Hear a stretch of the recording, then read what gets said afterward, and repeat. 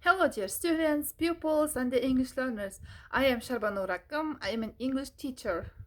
Сәлем, құрметті студенттер, оқушылар және ағылшын тілін үйренгісі келетін талапкерлер. Мен Шарбанур Акым, ағылшын тілі пәнінің 3 жылдық тәжірибесі бар мұғалімімін. Ағылшын тілін үйреніп келе жатқаныма 7 жылдан асты. Алайда оның соңына дейін жете алған жоқпын. Жетпейтін де сияқтымын. Себебі ағылшын тілінде күнделікті жаңа сөздер еніп және қолданыстан шығып жатқан сөздер өте көп.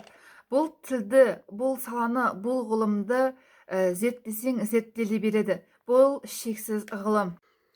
Мен сіздерге ағылшын тілінің барлық грамматикаларын жаңа технологиялармен, европалық методикаларменен үйреткім келеді.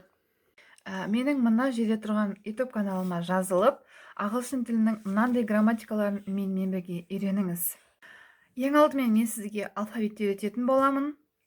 Ағылшын тілінде 2 әріптің қосындысы бір дыбыс шығарады. Сол туралы айтып кететін боламын.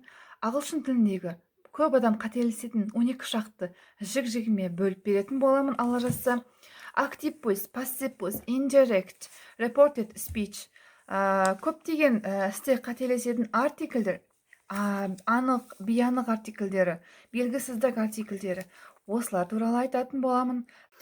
Бұдан да бөлек ағылшын тілінің грамматикалары өте көп, және де оны сізге түсіну қатты қиын болып жатса, мен оны европалық методикамен өте оңай жолмен үйретемін. Менімен бірге қалыңыздар, менің каналыма жазылыңыздар.